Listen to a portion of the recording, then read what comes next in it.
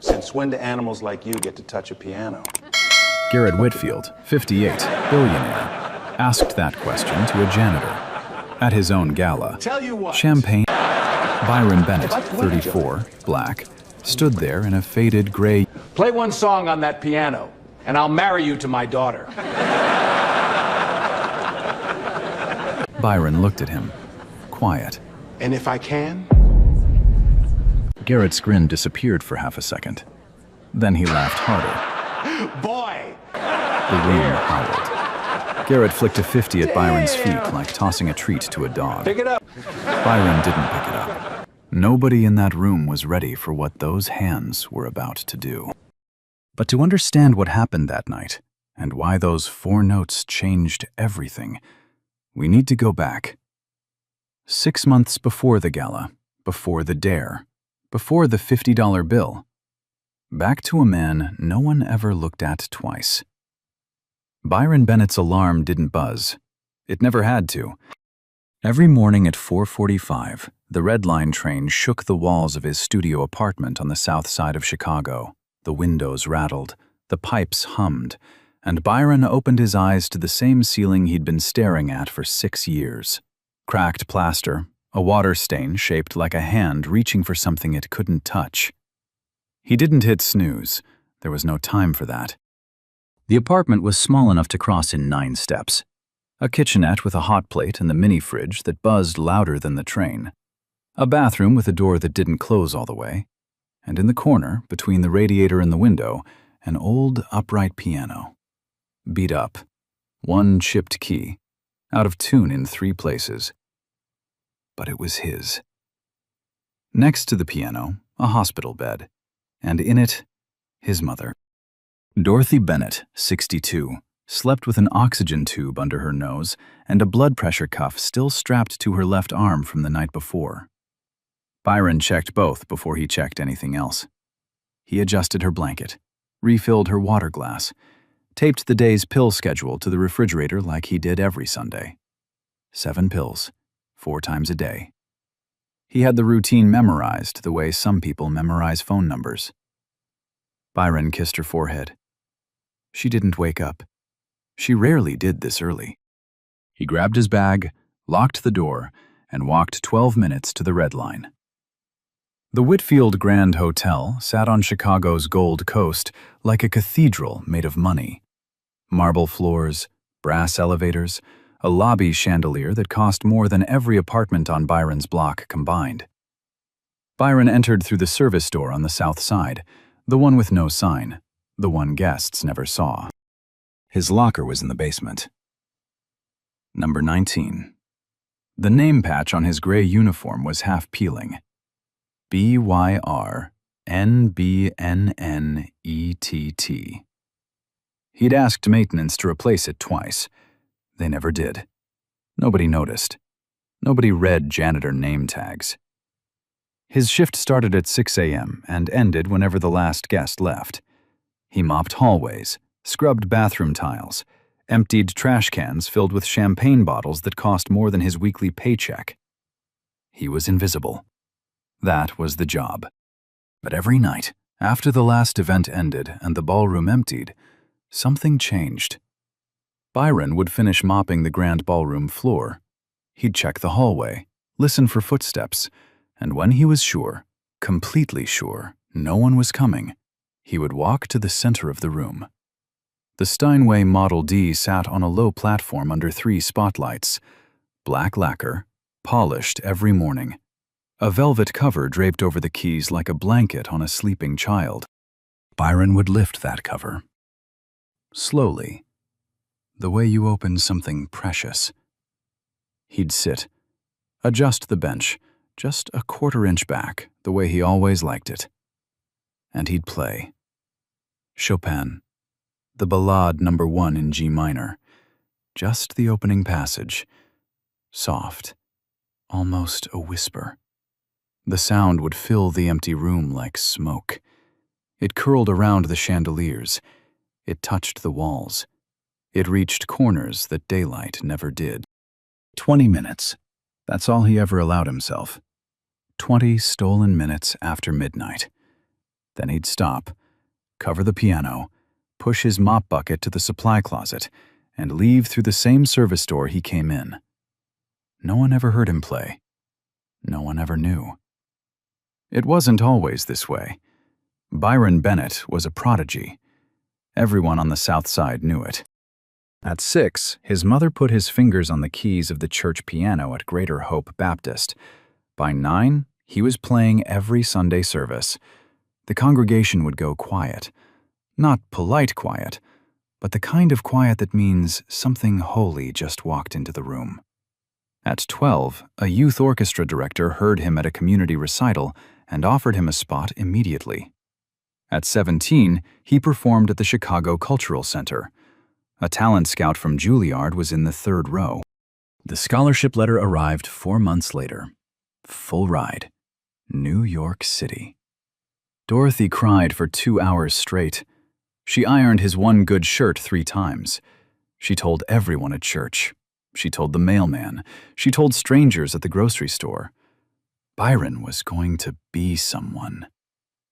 Then, 1 week before he was supposed to leave, Dorothy collapsed in the kitchen.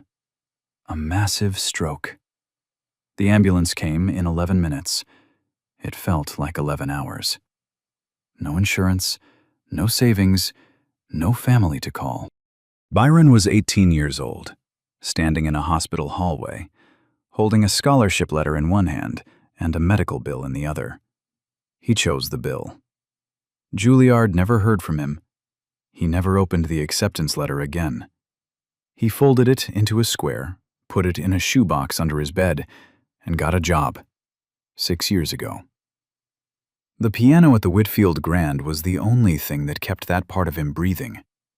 It was Ray Dawson who found out first. Ray, 44, fellow janitor, built like a refrigerator with a laugh that bounced off walls. He'd forgotten his thermos one Tuesday night and came back to grab it from the supply closet. That's when he heard it. Music, coming from the ballroom. At 12:30 a.m. Ray pushed the door open an inch. And there was Byron, eyes closed, body swaying, fingers moving across the Steinway like water running downhill. The sound was so full, so real, that Ray didn't move for 3 straight minutes. When Byron stopped, Ray was still standing in the doorway. "How long you been hiding that?" Byron's hands froze on the keys. His face went tight. "Ray, don't." "Don't what? Don't tell you that was the most incredible thing I've ever heard in this building?" "Nah, man. How long?"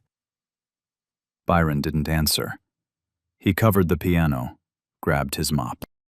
Ray never pushed, but from that night on, every time Byron played after midnight, Ray stood in the hallway, arms crossed, watching the corridor, making sure no one came. He never said a word about it to anyone. But one night, walking to the parking lot, Ray mentioned something. "You hear about this gala they're throwing next month? Whitfield Foundation. Biggest event of the year. Every rich person in Chicago is going to be in that room." Byron said nothing. Ray looked at him. "Whole city's going to be in there, man." Byron kept walking. He didn't know it yet, but that room, the same room where he played alone every night, was about to become the most important stage of his life. The night of the gala arrived like a curtain going up. The Whitfield Grand Hotel had been transformed. Ice sculptures lined the entrance. 2 eagles mid-flight, wings spread, melting so slowly they looked alive. A string quartet played Vivaldi near the coat check. The donor wall in the lobby listed one name in gold letters 3 times. Whitfield, Whitfield, Whitfield. Like a prayer to money. White roses on every table. Crystal glasses already filled. Waiters in black vests moving between guests like shadows. Trained to serve, trained to disappear. 400 guests. Tuxedos, floor-length gowns, diamonds catching light from chandeliers that hadn't been turned on full brightness since New Year's Eve. This was Garrett Whitfield's night, and everyone in the room knew it. Garrett didn't walk into the ballroom. He descended. Private elevator from the rooftop helipad. The doors opened, and he stepped out like a man entering a room he had built with his own name. Which, technically, he had. 58 years old, silver hair swept back tight, a charcoal bespoke suit that fit him like it had been stitched onto his body that afternoon. His watch alone, a Patek Philippe, cost more than Byron Bennett would earn in 3 years. He entered flanked by 2 assistants and his personal attorney. One assistant carried a leather folder. The other carried his phone, because Garrett Whitfield didn't carry his own phone. People didn't approach him. They waited to be approached. When he shook a hand, the other hand went to their shoulder, a grip, not a greeting, a reminder of who was standing above. He laughed loudly, always at his own observations. Nobody corrected him. Nobody interrupted him. Nobody even finished a sentence before he did. His daughter, Celeste Whitfield, 28, trailed a few steps behind. Blonde hair pinned up, a soft face that didn't match her father's edges. She smiled at the waiters. She said thank you when someone took her coat. Small things. But in that room, they stood out like whispers in a thunderstorm. Tonight was partly her engagement celebration. But the room didn't feel like it belonged to her. It belonged to him. Everything always did. And then there was the way Garrett treated the people who kept his world running. He didn't see them. That was the thing. It wasn't even cruelty. It was erasure. They existed the way furniture exists. Useful, replaceable, not worth remembering. He snapped his fingers at a bartender without looking up. Twice. He called Nina Castillo, the hotel's event coordinator, Natalie, 3 times. She corrected him each time. He never adjusted. A waiter, young kid, maybe 22, accidentally brushed Garrett's sleeve while setting down a bread plate. Barely touched him, the kind of contact that happens 100 times a night in a crowded room. Garrett stopped mid-sentence, looked at the waiter's hand, then looked at his face. Get someone competent. That was it. No yelling, no scene, just 5 syllables. The waiter was pulled from the floor before dessert. This was how power worked in Garrett Whitfield's world. Quiet. Surgical. Absolute. Backstage, Byron was doing what he always did, staying out of sight.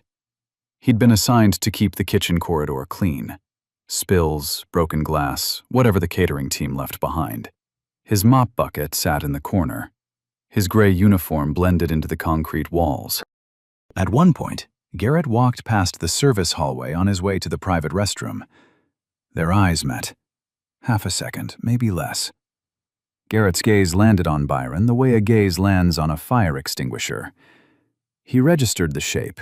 He didn't register the person. Then he kept walking. Byron exhaled. He hadn't realized he'd been holding his breath. But behind the scenes, something was going wrong. Trevor Ashworth, the classically trained pianist hired to perform tonight, was stuck. O'Hare International. A storm system over Lake Michigan had grounded every inbound flight since 6 p.m. His connecting flight from Boston never landed. Nina found out at 8:15. She called Ashworth twice, straight to voicemail. She checked the flight app. Delayed, canceled. Her stomach dropped. The live piano performance was listed on the program. Garrett had personally requested it.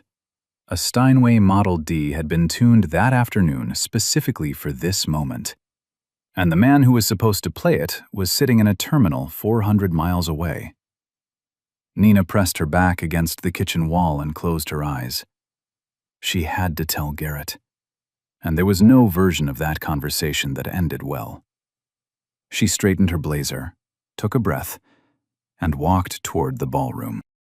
What she didn't know yet, what no one knew, was that the person who would save this night was already in the building, pushing a mop bucket down a concrete hallway.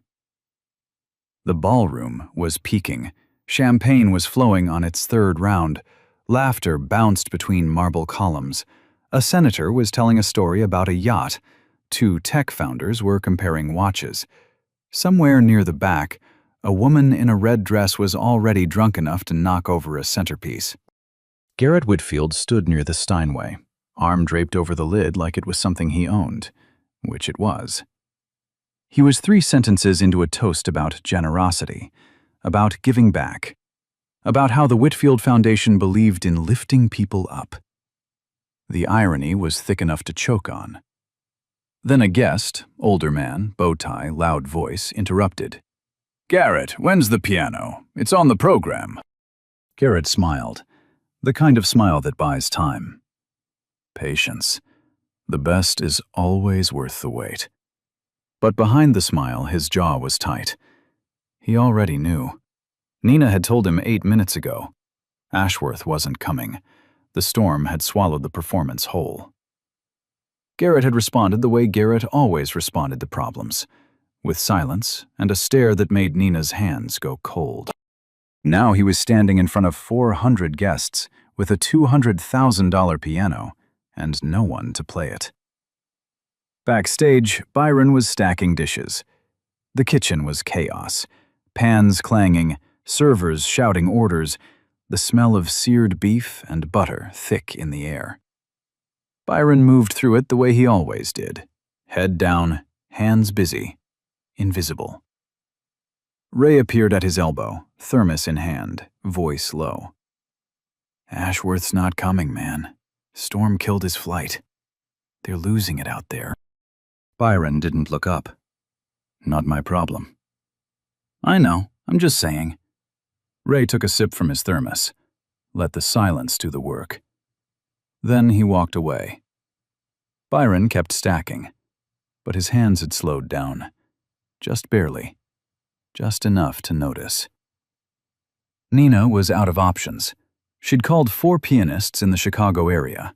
1 didn't answer, 1 was in Milwaukee, 2 said they couldn't make it in under an hour. She was standing in the service corridor, phone in hand, heart pounding, when she saw Byron push his mop bucket past the kitchen door. Something flickered in her memory. 3 weeks ago, a Tuesday night. She'd come back to the hotel to grab a file she'd left in the ballroom office. It was almost 1 in the morning. And she'd heard something. Music, faint, coming from behind the ballroom doors. She'd pressed her ear to the door, listened for 10 seconds, then her phone rang and she left. She never found out who was playing. But right now, standing in a corridor with 0 options and a billionaire who is about to lose his mind, she took the shot. "Byron?" He stopped, turned around, mop in hand. "This is going to sound crazy, but can you play piano? Even a little?" Byron's face didn't change. His grip on the mop tightened. He said nothing. "I heard someone playing in the ballroom a few weeks ago, late at night. Was that—" "Nina, don't." That was all he said. 2 words. But the way he said them, low, careful, like a man guarding a door he didn't want opened, told her everything. Before she could respond, a voice cut through the corridor like a blade. "You're asking the janitor to play my Steinway?" Garrett Whitfield, standing 10 feet away, arms crossed. His eyes moved from Nina to Byron the way a man looks at a stain on his carpet. Nina opened her mouth. Nothing came out. Garrett stepped closer. His shoes clicked on the concrete, every click louder than the last. "This man scrubs toilets for a living, and you want to put him on a stage in front of my guests." He wasn't asking, he was performing. 3 kitchen staff had stopped to watch. A waiter froze mid-step. The audience was already forming.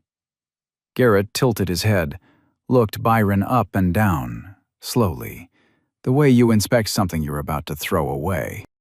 Then something shifted behind his eyes. Not anger, amusement. The worst kind. The kind that sees a person and thinks, entertainment. He smiled. Actually, you know what? Let's do it. He turned and walked toward the ballroom, gestured for Byron to follow. Not an invitation, a summons. Come on, let's see what the help can do. Byron didn't move. His knuckles were white around the mop handle. His breath was steady, but his chest was tight. Ray was watching from the kitchen doorway. He didn't say a word, but his eyes said everything. The ballroom doors were open. The light spilled out like a dare. Byron stood at the edge of the ballroom. The light hit him like a wall.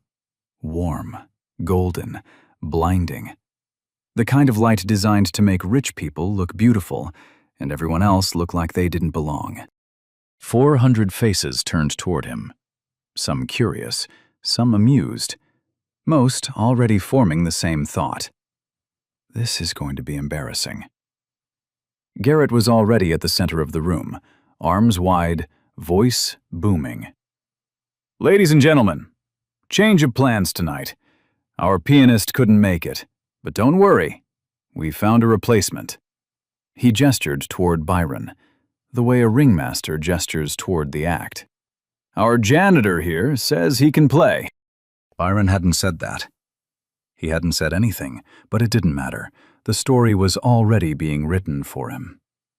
Laughter. Not everyone, but enough. Enough to fill the silence with something sharp. Celeste, sitting at the front table, looked at her father, then at Byron. Her smile was gone. Nina stood near the service door. Her hands were shaking.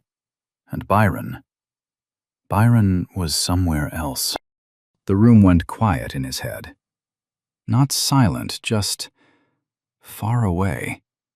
Like someone had turned the volume down on everything outside and turned it up on everything inside.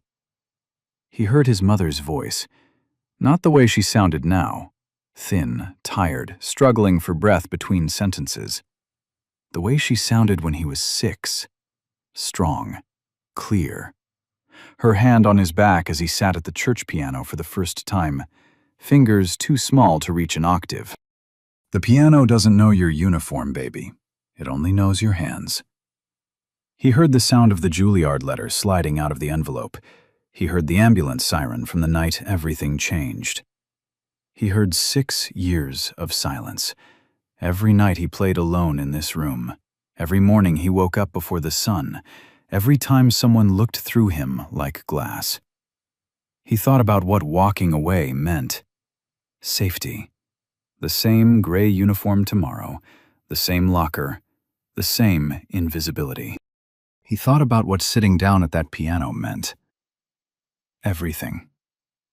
Byron set the mop against the wall. The handle slipped, hit the marble floor.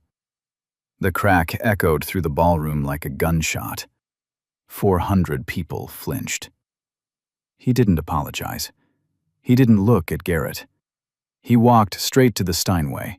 His work boots squeaked on the polished floor, the only sound in the room. He sat down, adjusted the bench, a quarter-inch back. The small, precise movement of someone who has done this 1,000 times. He placed his hands above the keys, not touching them, not yet. He closed his eyes. 5 seconds of silence. The longest 5 seconds that room had ever known. The first note came like a heartbeat. Low. Single. Alone. It rose from the bass end of the Steinway and floated into the ballroom like smoke from a candle just blown out. It didn't demand attention. It asked for it. Quietly. The way a man who has been silent for 6 years doesn't shout when he finally speaks. He whispers. Then the second note, a half step up. Tender, almost fragile. Then the third. Then the fourth. 4 notes, that's all it took. The woman in the second row, the one with the diamond choker and the champagne glass raised halfway to her lips, stopped. Her hand froze in midair. The glass never reached her mouth. A man near the back, mid-sentence about something that had seemed important 3 seconds ago, closed his mouth. He didn't finish the thought. He forgot what it was. A waiter standing in the doorway with a tray of creme brulee set the tray down on the nearest table. Not his table. He didn't care. He couldn't move. And Garrett Whitfield, standing exactly where Byron had left him, champagne still in hand, felt his smirk do something it had never done before. It died. Not slowly. Not gracefully. It cracked, like plaster on a ceiling that's been holding too long. His lips parted. His chin dropped 1/4 of an inch.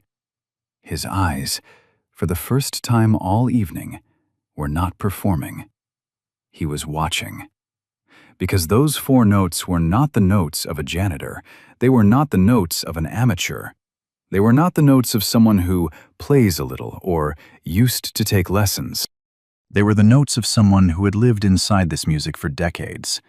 Someone who had bled into these keys. Someone who had poured every silent year, every swallowed scream, every stolen midnight into the space between one note and the next. Chopin. Ballade No. 1 in G minor. One of the most demanding solo piano pieces ever written. And Byron Bennett was playing it like he wrote it. The first passage was slow. Deliberately slow. The melody unfolded the way a man unclenches his fists, one finger at a time. Byron's left hand trembled on the bass notes, not from nerves, from something deeper. The vulnerability of playing in front of people for the first time in 6 years. The vulnerability of being seen. His right hand carried the melody, gentle, aching, the kind of sound that makes you think of something you lost and never told anyone about. A door that closed. A phone call you didn't make. A letter you folded and put away. His shoulders were tight. His jaw was set. His breathing was shallow. He was fighting. Not the music. Himself. The part of him that had spent 6 years learning how to disappear was screaming at him to stop. Get up. Go back to the mop. Go back to the locker. Go back to being no one. But his hands kept moving, and somewhere around the 12th measure, something shifted. His shoulders dropped, not collapsed, released. Like a man who had been carrying something on his back for years and just realized he could set it down. His breathing deepened. His spine straightened. His chin lifted, just a fraction, but enough that the people in the front row could see his face change. This was no longer a dare. This was no longer a man proving something to a billionaire. This was a man coming home. The ballad moved into its second theme, the lyrical passage. The part Chopin wrote like a love letter to something already gone. Byron's right hand sang. There is no other word for it. The notes didn't just play. They spoke. They pleaded. They remembered. His left hand underneath was steady now, rock steady. A foundation as reliable as a heartbeat. The kind you don't notice until it stops.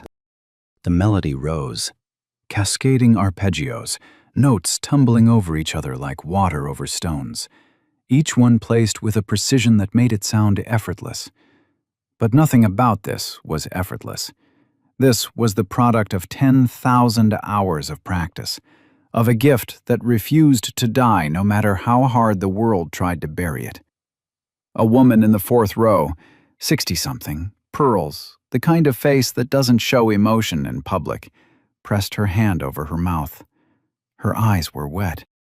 A retired judge 3 tables back leaned forward in his chair. His hand was on his chest. Not dramatically, instinctively. The way your body reacts when something hits you somewhere medicine can't reach. A teenager near the bar, there as her parents +1, bored out of her mind 5 minutes ago, had her phone up, recording. Her jaw was open. She had forgotten she was filming. The string quartet hired for the evening had stopped pretending to organize their sheet music. They were standing in the corner, watching. The cellist had tears running down her face and didn't seem to notice. And in the kitchen corridor, Ray Dawson was leaning against the doorframe, arms crossed, grinning so wide his cheeks hurt. He didn't wipe his eyes. He didn't have to pretend here. Nobody was looking at him. Everyone was looking at Byron. The ballade entered its storm. The middle section. Presto con fuoco, Chopin's Eruption. The part where the love letter catches fire and the grief underneath stops hiding. Byron's hands became a blur, the right hand racing up the keyboard, arpeggios so fast they blurred into a single ribbon of sound. The left hand crashing into octaves that shook the low end of the piano like thunder rolling across Lake Michigan. The sound changed. It was no longer intimate. It was immense, orchestral. It filled every corner of the ballroom, bounced off the marble floors, rattled the crystal glasses, made the chandelier tremble so slightly that only the people directly underneath noticed. The velocity was staggering, notes pouring out faster than anyone in the room could track, but not a single one was wasted. Not a single one was wrong. Every note was exactly where Chopin put it, and exactly where Byron needed it to be. A man at the donor table grabbed his wife's arm. She grabbed it back. Neither of them noticed. A socialite in the fifth row whispered to no one in particular, "Where did he come from?" Nobody answered. Nobody had an answer. And then, right at the peak, Byron did something that only a master would dare. He stopped. Not completely. The ballad has a passage right before its climactic explosion, a ritardando, a deliberate slowing. 4 measures where Chopin pulls the reins and makes you wait. Byron stretched it. He took those 4 measures and turned them into an eternity, each note slower than the last, the space between them growing wider, wider, until the silence between the notes became louder than the notes themselves. The room held its breath. Literally. 400 people stopped breathing at the same time. You could hear the ice melting in the champagne buckets. You could hear the fabric of someone's suit shifting as they leaned forward. You could hear your own heartbeat. A woman in the back row whispered, "Oh my God." She didn't mean to say it out loud. She couldn't help it. Then the storm broke. Byron's hands crashed into the fortissimo passage with a force that sent a shockwave through the room. The sound hit the marble walls and came back, doubled, tripled. It was enormous. It was violent. It was beautiful in the way that lightning is beautiful. Terrifying and perfect and completely beyond control. His body was moving now. Not performing, channeling. His torso swayed with the phrases. His foot on the sustain pedal was surgical, pressing and releasing with a precision that let every note ring exactly as long as it needed to, and not a millisecond more. The bass notes rumbled like something underground waking up. The treble notes screamed like something finally set free. This wasn't a performance. This was a confession. 6 years of silence. 6 years of swallowed pride.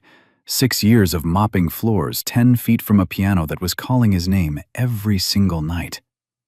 All of it, every second, was pouring out of his hands and into the room. And the room couldn't take it. People were standing now. Not in ovation. Not yet. Just standing. Because their bodies wouldn't let them sit anymore. The music had gotten inside them. It was in their chests, in their throats, in the places they kept things they didn't talk about. Then, the coda, the final passage. The storm pulled back, the thunder faded, and what was left was something small, something unbearably tender. Byron slowed. Each note now was deliberate, careful, like the last words of a conversation you know you'll never have again. The cascading descent, from fortissimo to pianissimo, from a roar to a whisper, from everything to almost nothing. His right hand carried the final melody, 4 notes, the same 4 notes that opened the piece, but different now, heavier. They carried the weight of everything that had come before. The final chord. Byron pressed it, held the sustain pedal. The sound filled the room. Not loud, not soft. Just present, like the last breath of someone who has finally said everything they needed to say. The chord decayed. 5 seconds. 7 seconds. 10 seconds. The chandeliers were still. Nobody moved. Byron lifted his hands from the keys, slowly. He placed them in his lap. His eyes were still closed. His chest was rising and falling. His face was wet. The silence. Not the silence of an empty room. The silence of 400 people who had forgotten they had hands, forgotten they had voices, forgotten everything except what they had just heard. 2 full seconds of absolute nothing. Then, one man stood, 3rd row, white hair, 70 years old. Professor Edwin Holloway, retired concert pianist, a man who had performed at Carnegie Hall, the Vienna Musikverein, and the Royal Albert Hall. He rose slowly, deliberately, the way a man stands when he wants the room to understand that this is not politeness. He began to clap. 1 clap, 2, 3. Measured, steady. The clap of a man who knew, with absolute certainty, what he had just witnessed. The woman next to him stood, then the man behind her, then a whole table, then another. The room erupted. The applause didn't build, it detonated. 400 people on their feet. Not the polite, rhythmic clapping that follows a dinner speech. This was something raw. Hands slamming together like they were trying to break something open. Like the sound itself was a kind of justice. Someone shouted, "Encore!" from the back of the room. Then another voice. Then 3 more. A woman near the front, mid-60s, pearls, the kind of woman who hadn't cried in public since her daughter's wedding, was sobbing openly. She didn't bother wiping her face. She didn't care who saw.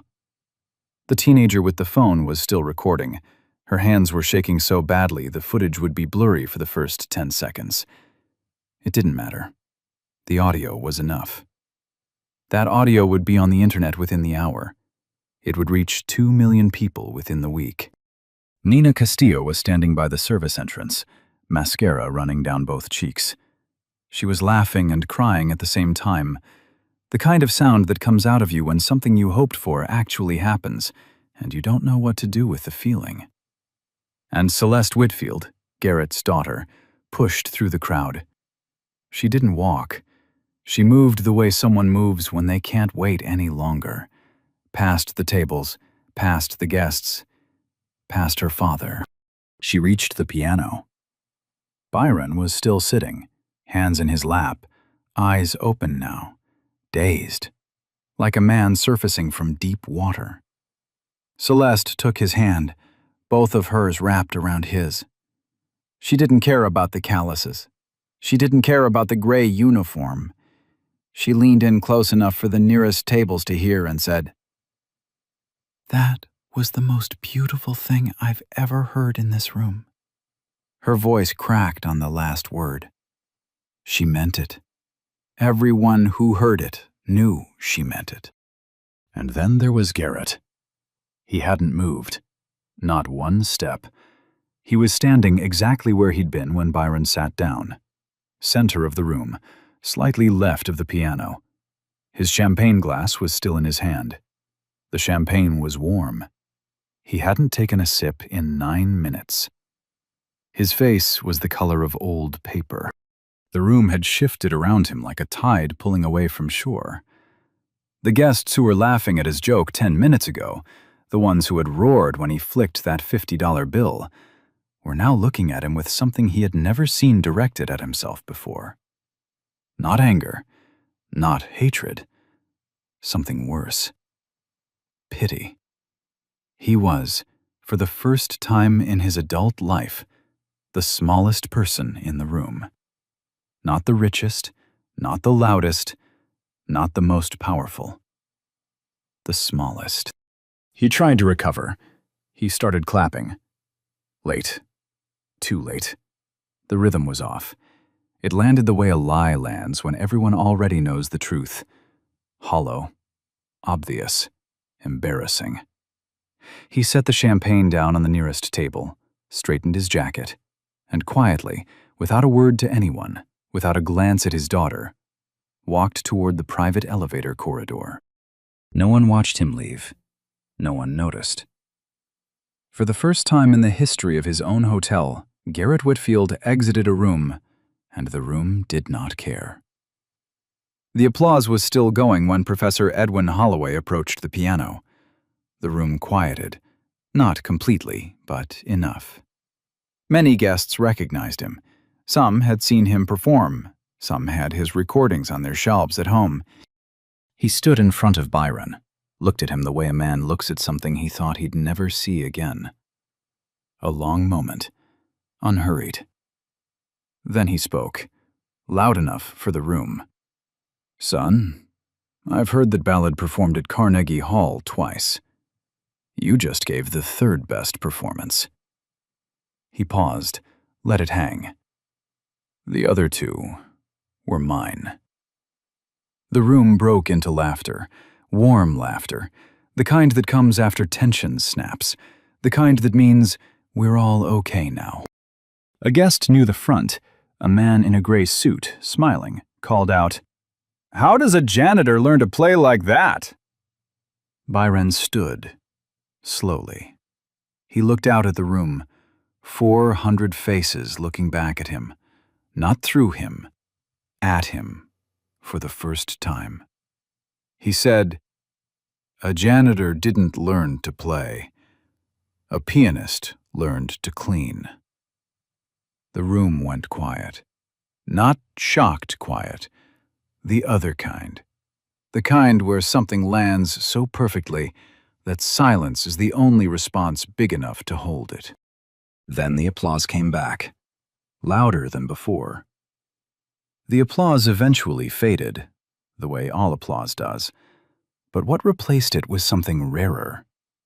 People wanted to talk to Byron Bennett, not at him, not about him, to him. It started with a woman in a green gown who had been sitting at the donor table. She walked straight to the piano, extended her hand, and introduced herself like Byron was the most important person she'd met that year. Then a man in a navy suit, then another, then a small crowd formed, not the kind that gathers around a spectacle, but the kind that gathers around a person they've just realized they've been underestimating. Business cards were pressed into Byron's palm. He didn't have pockets that weren't full of cleaning rags, so he held them in his left hand like a small deck of cards. A corporate attorney mentioned the Chicago Symphony's community outreach program. A tech executive asked if he'd ever considered recording. And then, a woman in her 70s, quiet, no jewelry, no fuss, touched Byron's arm and said, "My husband was a doctor. He passed last year. But he spent 20 years working with stroke patients at Northwestern. I know a specialist in Milwaukee, Dr. Reinhardt. He's the best." Byron's jaw tightened. "The consultation is $4,800. I'd like to cover it. No strings." Byron opened his mouth. Nothing came out. He tried again. "Ma'am, you don't have to." "I know I don't have to. I heard you play. That's enough." She squeezed his arm once. Then she walked away. No business card, no last name. Just a promise and a phone number written on a cocktail napkin. Byron stared at the napkin for a long time. The ink was slightly smudged. The handwriting was steady. $4,800. The exact amount he'd been trying to save for 2 years. Sitting in his hand, written in blue ink on a square of white paper. Professor Holloway found him 10 minutes later. The crowd had thinned around the piano. Most guests had returned to their tables. Dessert was being served. The string quartet had resumed, but quieter now, as if even they knew the room had changed, and there was no point competing with what had just happened. Holloway pulled a chair next to the piano bench and sat down. He didn't rush. He crossed one leg over the other and looked at the Steinway the way an old friend looks at a house they used to live in. How old were you when you started? 6. Who taught you? My mother. Then a teacher at Greater Hope Baptist on the South Side. Then nobody. Then the piano taught me. Holloway nodded. Like that answer made perfect sense. I'm curating a benefit concert at Orchestra Hall. Spring. 6 performers. I need a closing act. Byron looked at him, waited for the catch, the condition, the part where someone explains why it won't actually work. Holloway just raised an eyebrow. You interested or not? Byron's voice cracked when he answered, just barely. A fracture so small only someone sitting 2 feet away would catch it. Yes, sir. Holloway stood, buttoned his jacket, looked at Byron one more time. Don't call me sir. Call me Edwin, and learn the ballad number 4. It's harder. You'll love it. He walked away without looking back, the way people walk when the conversation is finished and there's nothing left to add. Ray found Byron in the kitchen corridor 20 minutes later. Byron was sitting on an overturned milk crate, still in his gray uniform, the business cards fanned out in one hand, the cocktail napkin in the other. His eyes were red, but his face was calm. Ray didn't say anything. He just walked over and hugged him. Not the short kind, the kind where one man grabs another man's shoulders and holds on, and neither of them says a word, because words would ruin it. When Ray stepped back, he wiped his face with the back of his hand and laughed. You know I gotta find a new piano bodyguard now, right? Who's gonna watch the hallway for you? Byron laughed, the first real laugh in a long time. Later that night, past midnight, the gala was over, the ballroom was empty, the caterers were gone. The chandeliers had dimmed to their automatic low setting. Byron sat on the bench outside the hotel's service entrance. The city was quiet. A siren somewhere far west. The hum of Lakeshore Drive. The smell of rain coming off the lake. He pulled out his phone and called his mother. She picked up on the first ring. She always waited up. Baby? Mama, I played tonight. Silence on the other end. 3 seconds. 4. Then a sound, small, broken, beautiful. The sound of a woman who had been waiting 6 years to hear those words. I know, baby. Ray held up the phone. I heard every note. Byron pressed his forehead to his knees, and he wept. Not from sadness, not from relief, from something that doesn't have a name. The feeling of 6 years of silence, finally breaking open. Dorothy's voice came through the phone, thin, shaking, but clear. I heard you, baby. I heard every note. The video from that night hit the internet the next morning. The teenager's footage, shaky, blurry for the first 10 seconds, audio slightly distorted from the Steinway's bass notes overwhelming her phone's microphone, was posted on social media at 7:14 a.m. with a 5-word caption. Billionaire dares janitor to play piano. By noon, 400,000 views. By Friday, 2.3 million. By the following Monday, news outlets were calling the hotel A Juilliard faculty member in New York watched the clip 3 times on a Tuesday morning, closed her laptop, and made a phone call she hadn't planned on making that day. Professor Holloway's spring benefit concert at Orchestra Hall sold out in 9 days. 6 performers on the program. Byron's name was listed last. Closing act. The spot you don't give to someone who's good. You give it to someone who makes the audience forget to check their phone for 2 hours. The specialist in Milwaukee, Dr. Reinhardt, agreed to see Dorothy the following month. He reviewed her scans, he ran new tests, and for the first time in 6 years, one word appeared in her medical file that hadn't been there before. Hopeful. Byron called his mother from the hospital parking lot. She could hear him smiling through the phone. She hadn't heard that sound in a long time. And Garrett Whitfield? He wasn't destroyed. That would be too clean, and real life doesn't work like that. But something changed. Small things. He stopped snapping his fingers at the bartenders. He learned Nina Castillo's name, her real name, and used it. 3 weeks after the gala, he donated $50,000 to the hotel employees' education fund. No press release, no photo op, just a wire transfer and a one-line memo. For the staff.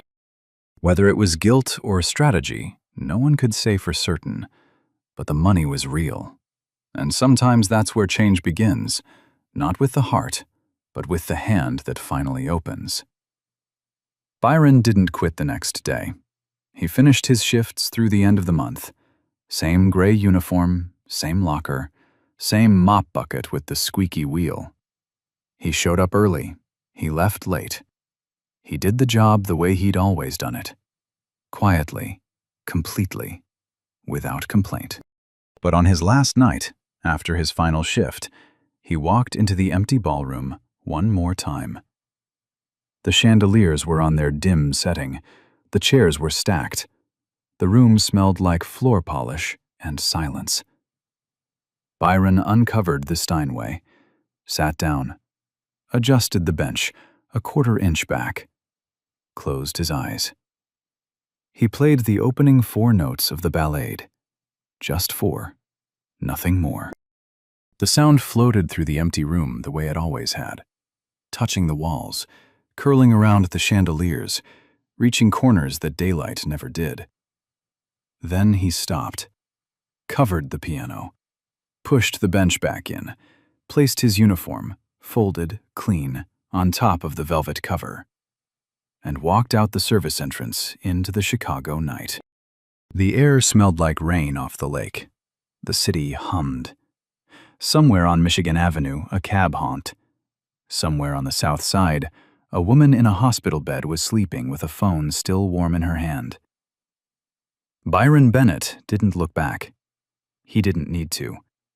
The room behind him was empty, but the road ahead of him was not. Talent doesn't expire. It doesn't rot in a locker room. It doesn't dissolve in a mop bucket. It doesn't care about your zip code, your uniform, or the number of zeros in your bank account. It waits. Quietly, patiently, the way a piano waits under a velvet cover in a dark room at midnight. Not dying, just sleeping. Waiting for the moment someone has the courage to sit down, lift the cover, and play. Byron waited 6 years. Maybe you've been waiting longer. Maybe you set something down a long time ago. A dream, a skill, a part of yourself. And told yourself it was the practical thing to do, the responsible thing, the adult thing. And maybe it's still there, under the cover, in the dark, waiting. The only question is, when do you sit down? If Byron's story moved you, even a fraction of how it moved that room, share it with someone who needs to hear it today. Hit subscribe. We tell stories like this every single week. Stories of people the world wrote off, people who played their way back in. Next week, a homeless veteran walks into a courtroom and delivers a closing argument that no lawyer in the room saw coming. You don't want to miss it. Now here's my question, and I want a real answer in the comments. What's the talent or dream you set aside because life told you to be practical? How long has it been waiting? Hashtag talent has no uniform. Hashtag justice for Byron. Hashtag never judge a book. For notes that already took for 400 people to stop reading and 1 billionaire to stop smiling. Byron didn't sit down to prove anyone wrong.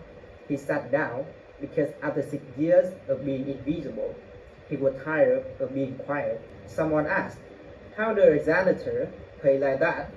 He said, a janitor didn't learn to play, a pianist learned to clean. The world learned to define you by your uniform, by what you do to survive. But who you are doesn't disappear just because no one's watching.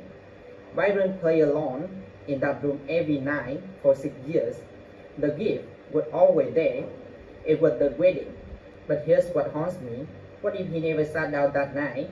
How many of us already made that choice?